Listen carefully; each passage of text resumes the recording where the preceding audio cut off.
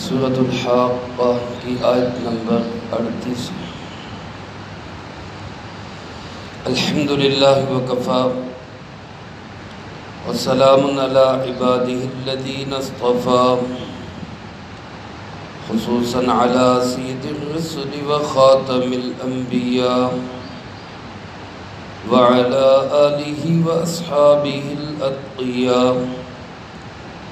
اما بعد فاعوذ باللہ من الشیطان الرجیم، بسم اللہ الرحمن الرحیم۔ فلا اقسم بما تبصرون وما لا تبصرون، انه لقول رسول کریم وما هو بقول شاعر قلیلا ما تؤمنون ولا بقول کاہن قلیلا ما تذکرون، تنزیل من رب العالمین ولو تقول علینا بعض الاقاویل لأخذنا منه بالیمین ثم لقطعنا منه الوتین، فما منكم من أحد عنه حاجزين، وإنه لتذكرة للمتقين، وإنا لنعلم أن منكم مكذبين، وإنه لحسرة على الكافرين، وإنه لحق اليقين، فسبح باسم ربك العظیم۔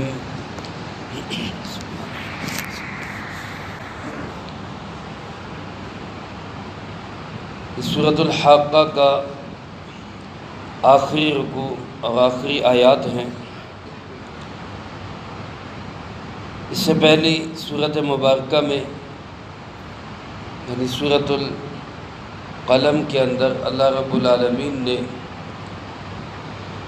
جناب محمد کریم خاتم النبیین صلی اللہ علیہ وآلہ وسلم کی رسالت اور ختم نبوت کا تذکرہ فرمایا۔ جب کچھ لوگوں نے آپ صلی اللہ علیہ وسلم کے متعلق نعوذ باللہ مجنون ہونے کا دعویٰ کیا، اللہ پاک نے اس کا جواب ارشاد فرمایا، آپ مجنون نہیں، آپ تو اخلاق عظیم کے سب سے بلند مرتبے پر فائز ہیں، انک لعلی خلق عظیم۔ اس کے بعد اس سورۃ الحاقہ کے اندر اللہ پاک نے قیامت کے احوال کو، ہولناکیوں کو، قیامت کے بعد کے حالات کو ذکر کیا، اعمال ناموں کی تقسیم کا ذکر ہوا، دائیں ہاتھ میں جن کو ملیں گے ان کا اچھا خوبصورت بہترین انعام ذکر کیا گیا، جن کو نامہ اعمال بائیں ہاتھ میں ملیں گے ان کا عبرت ناک انجام ذکر کیا گیا۔ اس کے بعد اس آخری رکوع کے اندر اللہ پاک نے دوبارہ جناب محمد کریم صلی اللہ علیہ وآلہ وسلم کی رسالت کو، آپ کی عظمت اور شان کو اور آپ کی ختم نبوت کو بیان فرمایا، اور اسی کے ساتھ ساتھ قرآن کریم کی حقانیت اور سچی کتاب ہونے کا بھی تذکرہ ہے۔ اللہ پاک ارشاد فرماتے ہیں، فلا اقسم بما تبصرون وما لا تبصرون، اس میں قسم اٹھاتا ہوں ان چیزوں کی جن کو تم دیکھتے ہو اور ان چیزوں کی جن کو تم نہیں دیکھ سکتے۔ یہاں بہت ساری چیزیں ہیں جو پہلے بھی بیان ہو چکی۔ سب سے پہلے تو یہ کہ لا نافیہ ہے یا زائدہ ہے، مفسرین کرام رحمہم اللہ کی دونوں رائے ہیں۔ بعض حضرات فرماتے کہ لا زائدہ ہے اور اس کا ترجمہ ہے کہ اللہ پاک فرما رہے میں قسم اٹھاتا ہوں، اور بعض فرماتے کہ لا نافیہ ہے، یعنی پہلے مضمون کی نفی، جو کچھ کافر مشرک جناب نبی پاک صلی اللہ علیہ وسلم کے متعلق افوات بک رہے ہیں، اللہ پاک ان سب کی نفی کر کے پھر فرماتے کہ میں قسم اٹھاتا ہوں۔ جیسے دنیا کے اندر کوئی انسان اپنی بات کو ثابت کرنے کے لیے پہلے فریق مخالف کی بات کو کہتا ہے کہ نہیں آپ غلط کہہ رہے ہیں، قسم ہے کہ ایسی بات ہے۔ اللہ رب العالمین بھی اسی انداز سے سمجھا رہے ہیں کہ میں قسم اٹھا رہا ہوں، جو کچھ تم کہہ رہے ہو مجنون ہے نعوذ باللہ، یا تم کہتے ہو پاگل ہے، یا تم کہتے ہو شاعر ہے، یا تم کہتے ہو مجنون ہے، یہ سب باتیں غلط۔ میں قسم اٹھاتا ہوں ان چیزوں کی جن کو تم دیکھتے ہو اور ان چیزوں کی جو تمہیں نظر نہیں آتی۔ بہت ساری چیزیں جن کو انسان دیکھ سکتا ہے، بہت ساری ہماری آنکھوں کے پردے سے اوجھل۔ تفسیر مظہری میں اس کی روشنی کے اندر تفسیر میں لکھا ہے کہ جن چیزوں کو انسان دیکھ سکتا ہے وہ دنیا کی چیزیں، اور جو چیزیں نظر نہیں آتی وہ مرنے کے بعد کی چیزیں۔ فرشتوں کو ہم دیکھ نہیں سکتے، لیکن جب موت آئے گی تو فرشتے نظر آئیں گے۔ قبر کے اندر کیا ہے ابھی ہم دیکھ نہیں سکتے، لیکن جب مریں گے موت کے بعد قبر کی ہر چیز ہمیں نظر آئے گی۔ پھر آگے عالم برزخ ہے، اس کے بعد عالم حشر ہے، اعمال ناموں کی تقسیم ہے۔ یہ سارے وہ مراحل ہیں جن کو ہم دیکھ نہیں پاتے، اور دنیا کی جو چیزیں ہیں وہ ہمارے سامنے۔ اما جان سیدہ عائشہ صدیقہ رضی اللہ تعالی عنہ جناب محمد کریم صلی اللہ علیہ وسلم کے ساتھ تشریف فرما تھی کہ جبرائیل علیہ السلام تشریف لائے، تو انہوں نے حضرت عائشہ رضی اللہ تعالی عنہ کو سلام کہا۔ رسول اللہ صلی اللہ علیہ وسلم نے فرمایا کہ عائشہ ھذا جبرائیل یقرئک السلام، یہ جبرائیل علیہ السلام ہے، آپ کو سلام کہہ رہے ہیں۔ حضرت عائشہ رضی اللہ تعالیٰ عنہ نے فرمایا وعلیہ السلام وترى ما لا نرى، اللہ کے محبوب صلی اللہ علیہ وسلم میری طرف سے بھی ان کو سلام عرض کر دیجئے، آپ ان کو دیکھ رہے ہیں، ہم ان کو دیکھ نہیں رہے۔ تو گویا کہ حضرت جبرائیل علیہ السلام بھی ان فرشتوں میں سے ہے جن کو ہم نہیں دیکھ پا رہے۔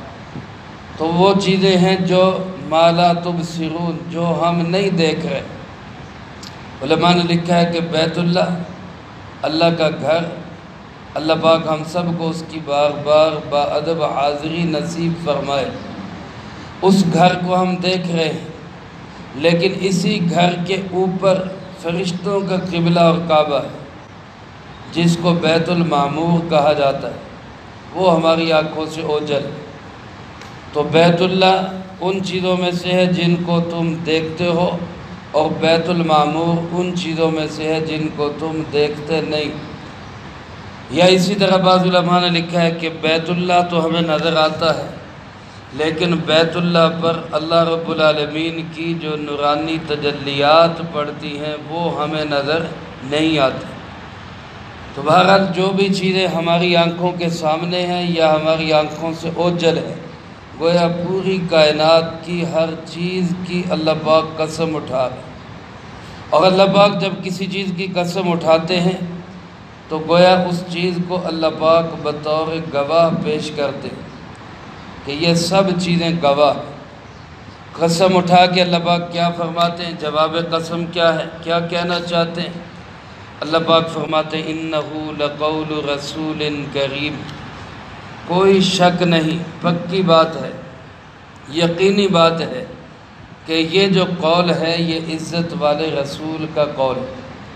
یعنی یہ جو قرآن کریم ہے یہ کوئی حضور نبی کریم صلی اللہ علیہ وسلم کا خود تراشیدہ کلام نہیں، اپنا بنایا ہوا نہیں، کسی انسان کا بنایا ہوا کلام نہیں، کہیں سے سن کر نہیں آئے، سیکھ کر نہیں آئے، یہ اس عزت والے رسول کا کلام ہے۔ یعنی جبرائیل امین علیہ السلام، اور ان کا کلام کیسے کہ وہ اس کو لے کر آئے۔ کلام تو اللہ رب العالمین کا ہے، اور اس کو لانے والے عزت والے رسول حضرت جبرائیل علیہ السلام۔ جو لے کر آئے وہ بھی رسول کریم، اور جن کے سینہ مبارک پر لا کے نازل کیا وہ بھی رسول کریم، یہ بھی عزتوں والے وہ بھی عزتوں والے، یہ سارے نبیوں کے سردار اور وہ سارے فرشتوں کے سردار۔ چونکہ عرب کے لوگ کہا کرتے تھے ہم نہیں جانتے جبرائیل کون ہے، ہمیں نہیں پتہ یہ جو آپ کہہ رہے جبرائیل لے کے آتا ہے وہ کون ہے کیا ہے۔ تو اللہ پاک نے حضرت جبرائیل علیہ السلام کی عظمت کو بیان کرتے ہوئے فرمایا وہ بڑے عزت والے رسول ہیں، ان کا لایا ہوا یہ پیغام اور کلام ہے۔ اللہ پاک فرماتے ہیں وما ہوا بقول شاعر، یہ کسی شاعر کا کلام نہیں، کسی ایسے انسان نے نہیں بنایا جو شعر و شاعری کہتے ہیں۔ حضرت عمر رضی اللہ تعالیٰ عنہ فرماتے ہیں اسلام سے پہلے یہ سخت اسلام کے دشمن تھے۔ فرماتے ایک دفعہ میں مسجد حرام میں آیا، رسول اللہ صلی اللہ علیہ وسلم قرآن پاک کی تلاوت فرما رہے تھے، میں سننے لگ گیا۔ آپ کا کلام سنتے سنتے میرے دل میں خیال آیا کہ یہ تو بڑے اچھے شاعر ہیں، ان کا کلام بڑا شاعرانہ کلام ہے۔ ابھی میرے دل میں یہ خیال آیا تو آپ نے یہی آیت مبارکہ تلاوت کی وما ہوا بقول شاعر، یہ کسی شاعر کا کلام نہیں ہے۔ قلیلا ما تؤمنون، بہت تھوڑا تم ایمان لاتے ہو، تم لوگ بھی تھوڑے ہو جو ایمان لاتے ہو، جو ایمان لاتے وہ بھی بہت تھوڑا یقین کرتے ہیں، وہ بھی بعض اوقات پھسل جاتے ہیں۔ فرماتے جب یہ میں نے سنا میں نے کہا یار یہ تو نفی کر دی انہوں نے، یہ تو خود ہی انہوں نے بتا دیا کہ یہ شاعر کا کلام نہیں، تو یہ اگر شاعر نہیں تو اس کا مطلب ہے یہ نجومی ہے، یہ میری بات کو بھی جان گئے۔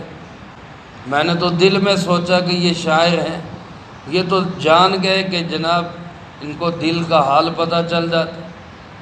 تو اس زمانے میں ایسے لوگوں کو کاہن کہا جاتا تھا، یہ کاہن ہیں جو دلوں کا حال جان لیتے ہیں۔ حالانکہ ہمارا عقیدہ اور یقین ہے کہ دلوں کا حال جاننے والا صرف کون ہے؟ اللہ رب العالمین، اللہ کے سوا کوئی نہیں جانتا۔ میرے دل میں کیا ہے آپ نہیں جانتے، آپ کے دل میں کیا ہے میں نہیں جانتا، اور ہم سب کے دلوں میں کیا ہے اس سب کو جاننے والا اللہ رب العالمین۔ حضرت عمر فرماتے جب ابھی ایمان نہیں لائے تھے، فرماتے میں نے سوچا کہ میں نے شاعر کہا تھا انہوں نے نفی کر دی، یہ تو کاہن معلوم ہوتے، نجومی معلوم ہوتے۔ آپ نے ساتھ ہی اگلا جملہ پڑھ دیا ولا بقول کاہن، یہ کسی کاہن کا کلام بھی نہیں، کسی نجومی کا کلام بھی نہیں۔ اللہ پاک فرماتے قلیلا ما تذکرون، بہت تھوڑے ہو تم جو نصیحت حاصل کرتے، یا جو نصیحت حاصل کرتے ہیں وہ بھی بہت کم نصیحت حاصل کرتے ہیں۔ پھر اللہ پاک فرماتے تنزیل من رب العالمین، حقیقت یہ ہے کہ یہ کلام اتارا ہوا ہے اس رب کی طرف سے جو تمام جہانوں کو پالنے والا ہے۔ نہ شاعر کا کلام ہے، نہ کاہن کا کلام ہے، نہ دیوانے کا کلام ہے، نہ کسی انسان کا کلام ہے۔ یہ قرآن کریم کس کا کلام ہے؟ اللہ رب العالمین کا کلام، من رب العالمین، اور اس نے نازل کیا۔ اللہ پاک نے اپنی صفات میں سے بھی کس صفت کا ذکر کیا؟ رب العالمین، تمام جہانوں کو پالنے والا، تمام جہانوں کی ضروریات کو سمجھنے والا، ہر انسان، ہر جاندار، ہر مخلوق کی ضروریات کو سمجھنے والا بھی، پورا کرنے والا بھی۔ تو کیا وہ اللہ نہیں جانتا کہ کس طرح کے کلام کی انسانوں کی ضرورت ہے، کس طرح کا ضابطۂ حیات انسانوں کو چاہیے، کس قسم کے قوانین اور ضابطے وہ انسان کی ہمیشہ کے لیے ضرورت ہے، قیامت تک آنے والے انسان کی ضرورت ہے۔ تو اس جاننے والے، اس رب العالمین نے، اس ضرورتوں کو پورا کرنے والے آقا اور مولا نے، اس نے اس کلام کو اتارا ہے۔ لہذا یوں سمجھے کہ ہمارے لیے زندگی گزارنے کا بہترین طریقہ وہی ہے جو اللہ رب العالمین نے قرآن کریم میں نازل کیا۔ اس کے بعد بعض لوگ یہ سوال کرتے کہ جی یہ نبی کریم صلی اللہ علیہ وسلم کے متعلق کہتے کہ انہوں نے خود بنا لی۔ اللہ پاک آپ کے متعلق یہ فرما رہے کہ اگر آپ ایسا کرتے کہ کوئی کلام کوئی بات اللہ نے اتاری نہیں اور آپ کہہ دیتے کہ یہ اللہ کا کلام ہے، حالانکہ ایسا کہہ نہیں سکتے۔ رسول اللہ صلی اللہ علیہ وآلہ وسلم تو معصوم نبی، معمولی سی معمولی خطا سے بھی پاک ہے، لغزش سے بھی پاک ہے۔ اللہ کے ذمے ایسی بات لگانا یہ تو بہت بڑا گناہ ہے۔ اللہ رب العالمین تو وراء الورا ذات ہے۔ نبی کریم صلی اللہ علیہ وسلم کے متعلق بھی حدیث پاک میں کیا آتا ہے؟ من کذب علی متعمدا فلیتبوأ مقعدہ من النار، او کما قال علیہ الصلاۃ والسلام۔ فرمایا جس شخص نے نبی کریم صلی اللہ علیہ وسلم کے متعلق بھی جھوٹ بولا، یعنی کوئی بات حدیث نہیں اور اس نے کہا کہ یہ حدیث ہے، کوئی بات رسول اللہ صلی اللہ علیہ وسلم کا فرمان نہیں ہے اور وہ کہتا ہے یہ رسول اللہ صلی اللہ علیہ وسلم کا فرمان ہے، فرمایا ایسا شخص اپنا ٹھکانہ جہنم میں بنا لے، یہ سمجھ لے کہ اس کا ٹھکانہ جہنم ہے۔ جب رسول اللہ صلی اللہ علیہ وسلم کے متعلق جھوٹ بولنے والا جہنمی ہے تو جو اللہ کے متعلق جھوٹ بولے اس کا مقام کیا ہو؟ اور پھر رسول اللہ صلی اللہ علیہ وسلم معصوم پیغمبر، گناہوں سے پاک اور بالکل صاف ستھرے پاکیزہ نبی، اللہ پاک ان لوگوں کو جواب دینے کے لیے بالفرض والمحال اس ضابطے کے تحت جواب دے رہے ہیں کہ اگر رسول اللہ صلی اللہ علیہ وسلم نے یہ قرآن خود بنایا ہوتا تو ہم ان کا کیا حال کرتے؟ اللہ پاک فرماتے وَلَوْ تَقَوَّلَ عَلَيْنَا، اگر اس نے بات بنائی ہوتی ہمارے ذمہ، تقول کا معنی باتیں بنانا، کوئی بات بنا کر اس نے ہمارے ذمہ لگائی ہوتی، بعض الاقاویل کچھ باتیں، تو کیا ہوتا؟ اللہ فرماتے لَأَخَذْنَا مِنْهُ بِالْيَمِينِ، تو ہم اس کو مضبوطی کے ساتھ پکڑتے۔ یمین کا معنی دائیں بھی، دائیں طرف سے پکڑتے، چونکہ دائیں ہاتھ بائیں سے مضبوط ہوتا ہے اس لیے اس کا ترجمہ مضبوط بھی کیا گیا، ہم اس کو مضبوط گرفت میں لے لیتے۔ ثم لقطعنا منه الوتین، اور پھر ہم اس کی رگیں، جو شاہ رگ ہے اس کی وہ کاٹ دیتے۔ وتین علماء نے لکھا اس رگ کو کہتے ہیں جو دل سے نکلتی ہے اور اس کی وجہ سے سارے جسم میں روح پھیلتی، جس کو ہم شاہ رگ کہہ لیتے، رگ جاں بھی اس کو کہہ لیتے۔ اللہ پاک فرماتے کہ ہم اس کی وہ شاہ رگ کاٹ دیتے۔ لَأَخَذْنَا مِنْهُ بِالْيَمِينِ ثُمَّ لَقَطَعْنَا مِنْهُ الْوَتِينَ فَمَا مِنْكُمْ مِنْ أَحَدٍ عَنْهُ حَاجِزِينَ، اور تم میں سے کوئی ایک بھی اس کو بچانے والا نہ ہوتا، کوئی بھی اس کو بچا نہ سکتا۔ یہ حشر ہوتا اگر جناب محمد کریم صلی اللہ علیہ وسلم بالفرض والمحال کوئی بات جو اللہ پاک نے کہی نہیں وہ اللہ کی طرف منسوب کر، تو جب آپ کا یہ آپ کے ساتھ نہیں ہوا اور بلکہ آپ کو اللہ نے عزتیں دی، اللہ نے آپ کو مقام دیا، رفعتیں دی، تو اس کا مطلب ہے کہ آپ نے زندگی بھر کبھی کوئی ایسی بات جو اللہ پاک نے نہیں کہی وہ آپ نے نہیں کہا کہ یہ اللہ کی بات ہے۔ تو جو کہا کہ یہ اللہ کی بات ہے وہ واقعتاً ہی اللہ کی بات ہے۔ علماء نے لکھا ہے کہ یہ ضابطہ نہیں ہے کہ جو بھی ایسا کرے اس کا یہ حشر ہو، ورنہ دنیا کے اندر کتنے ایسے لوگ آئے جنہوں نے خود نبی ہونے کا دعویٰ کیا، رسول اللہ صلی اللہ علیہ وسلم کے زمانے سے لے کر مسیلمہ کذاب سے لے کر آج پاکستان کے اور ہندوستان کے مسیلمہ مرزا قادیانی تک کتنے لوگوں نے نبوت کے دعوے کیے اور جو اپنی بکواسات ہیں ان کو اللہ کی وحی قرار دینے کی کوشش کی، لیکن ان کا یہ حشر نہیں ہوا، ذلیل تو ہوئے، رسوا تو ہوئے، اللہ نے ان کو دنیا میں بھی آخرت میں بھی جہنمی تو بنایا، لیکن ان کی ایسے شاہ رگ نہیں کاٹی گئی۔ ان کو اس طرح گرفت میں نہیں لیا گیا فوری طور پر، کیوں کہ یہ ضابطہ نہیں ہے۔ اللہ ڈھیل دیتے، مہلت دیتے، پھر گرفت کرتے، لیکن یہ اصول صرف آپ صلی اللہ علیہ وسلم کے لیے تھا کہ آپ اللہ کے معصوم نبی، سچے نبی، سچے نبیوں کو اللہ پاک پھر فوری گرفت میں لے، اگر وہ بالفرض والمحال ہو نہیں سکتا، لیکن اگر ایسا ہوتا تو وہ فوراً گرفت میں آ جاتا۔ تو جب وہ گرفت میں نہیں آئے تو اسی سے پتہ چلتا ہے انہوں نے کبھی زندگی بھر اللہ کے بارے میں جھوٹ نہیں بولا۔ اللہ پاک فرماتے حقیقت یہ ہے کہ اِنَّهُ لَتَذْكِرَةٌ لِّلْمُتَّقِينَ، یہ قرآن کریم ایک تذکرہ، ایک نصیحت ہے، اور اس سے فائدہ کون اٹھائیں گے؟ فرمایا للمتقین، جو پرہیزگار لوگ ہوں، متقی لوگ ہوں، اللہ سے ڈرنے والے ہوں گے، کفر اور شرک سے بچنے والے ہوں گے، گناہوں سے اپنے آپ کو روکنے والے ہوں گے۔ فرمایا ان لوگوں کو قرآن سے فائدہ حاصل ہوگا۔ فرمایا وَإِنَّا لَنَعْلَمُ، اللہ پاک فرماتے کوئی شک کی گنجائش نہیں، یقینی بات ہے، ہمارے علم میں ہے۔ دو تاکیدوں کے ساتھ فرمایا اِنَّا لَنَعْلَمُ أَنَّ مِنْكُمْ مُكَذِّبِينَ، تم میں سے بہت سارے لوگ اس کو جھٹلاتے بھی، اس کو بھی ہم جانتے ہیں۔ یہ نہیں کہ جھٹلانے والے ہمارے علم سے باہر ہیں، قرآن کی مخالفت کرنے والے وہ ہماری پہنچ میں نہیں، ایسا نہیں۔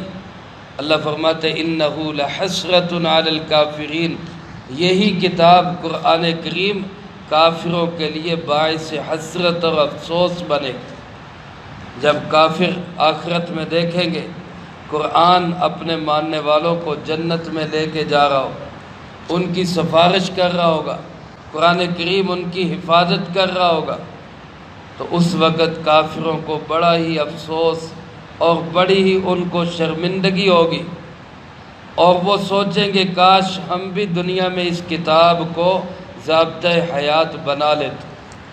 اللہ پاک فرماتے یقینی بات ہے اِنَّهُ لَحَقُّ الْيَقِينَ، یہ قرآن کریم حق ہے، یقین ہے، سچی کتاب ہے، نجات اسی کے اندر ہے، دنیا آخرت کی عزت اسی کے اندر۔ تو لہذا اس کا مقابلہ کرنے والے، اس کو پیچھے ہٹانے والے ذرا سوچ سمجھ کر میدان میں آئیں، ایسا نہ ہو کہ دنیا آخرت کی ذلت و رسوائی ان کا مقدر بنے۔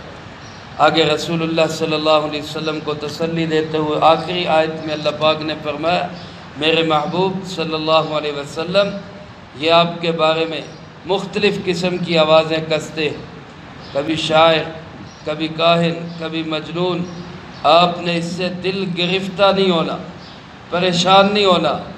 ایسے حالات پیش آئے تو فسبح باسم ربک العظیم، اپنے رب کے نام کی تسبیح بیان کرے جو بڑی عظمتوں والا، جو رب بڑا عظیم ہے، آپ اس کی تسبیح بیان کریں۔ علماء نے لکھا ہے رسول اللہ صلی اللہ علیہ وسلم کے لیے بھی یہی حکم تھا، پریشانیوں میں، تکلیفوں میں، مصیبتوں میں گھرا ہوا انسان اللہ کے نام کی تسبیح بیان کرے تو اس کے دل کو سکون مل جاتا ہے۔ سورۃ الحجر کے آخر میں اللہ پاک فرماتے وَلَقَدْ نَعْلَمُ أَنَّكَ يَضِيقُ صَدْرُكَ بِمَا يَقُولُونَ، ہم جانتے ہیں ان کی باتوں کی وجہ سے آپ کا دل تنگ ہوتا ہے، آپ پریشان نہ ہوں، بلکہ آپ کیا کریں، آپ اللہ کے نام کی تسبیح بیان کریں۔ تو تسبیح کے اندر سکون ہے، اللہ کے ذکر کے اندر دل کا اطمینان ہے۔ الا بذکر اللہ تطمئن القلوب، اس لیے ہم بھی دنیا میں دکھی، ستائے، پریشان، لوگوں کی باتوں سے تنگ، تو ایسے حالات میں بجائے شکوے شکایت کرنے کے اللہ کے نام کی تسبیح بیان کریں، ذکر الہی کی طرف متوجہ ہو، نماز کی طرف متوجہ ہو۔ حدیث پاک میں آتا ہے جب یہ آیت نازل ہوئی فسبح باسم ربک العظیم، رسول اللہ صلی اللہ علیہ وسلم نے فرمایا اجعلوها فی رکوعکم، اس کو اپنے رکوع میں پڑھا کرو۔ اسی لیے ہم رکوع میں پڑھتے ہیں سبحان ربی العظیم، اور جب سبح اسم ربک الاعلی یہ آیت نازل ہوئی تو آپ نے فرمایا اجعلوها فی سجودکم، اس کو اپنے سجدوں میں پڑھا کرو۔ اسی لیے ہم سجدوں میں پڑھتے ہیں سبحان ربی الاعلی۔ حضرت عبداللہ ابن مسعود فرماتے ہیں کم از کم مقدار اس کی 3 دفعہ ہے، زیادہ کرنی چاہیے 5 دفعہ 7 دفعہ جتنا ہو سکے۔ آخری درجہ جو ہے وہ 3 دفعہ سبحان ربی العظیم رکوع میں اور 3 دفعہ سبحان ربی الاعلی سجدوں کے اندر پڑھنا چاہیے۔ تو گویا ساری صورت کا خلاصہ یہی کہ رسول اللہ صلی اللہ علیہ وسلم اللہ کے سچے نبی، آخری نبی، قرآن کریم اللہ کی سچی کتاب ہے، آخری کلام ہے، اور اس پہ یقین رکھنے والوں کو دنیا آخرت میں عزتیں ملیں گی، ان کا مقابلہ کرنے والوں کو دنیا آخرت میں ذلت و رسوائی ملے گی، ہمیشہ نام بلند رہے گا اللہ رب العالمین۔ اللہ مجھے آپ کو سب کو قرآن و سنت کی صحیح سمجھ نصیب فرمائے، جو کہا سنا اس کو زندگی میں لا کے دوسروں تک پہنچانے کی توفیق عطا فرمائے۔ اللہم انت السلام و منک السلام، تبارکت ربنا و تعالیت یا ذا الجلال والاکرام۔ اللہم اعنا علی ذکرک و شکرک و حسن عبادتک۔ اللہم احسن عاقبتنا فی الامور کلها واجرنا من خزی الدنیا وعذاب الآخرہ۔ اللہم باقیتا کباقیت الولید، اللہم استر عوراتنا وآمن روعاتنا، اللہم انا نجعلک فی نحورہم ونعوذ بک من شرورہم، اللہم اکفنا بحلالک عن حرامک واغننا بفضلک عمن سواک، اللہم اکفنا کل مہم من حیث شئت ومن این شئت، رب اغفر وارحم وانت خیر الراحمین، رب ارحمہما کما ربیانی صغیرا۔ اللہم ربنا ہب لنا من ازواجنا وذریاتنا قرۃ اعین وجعلنا للمتقین اماما، یا ارحم الراحمین۔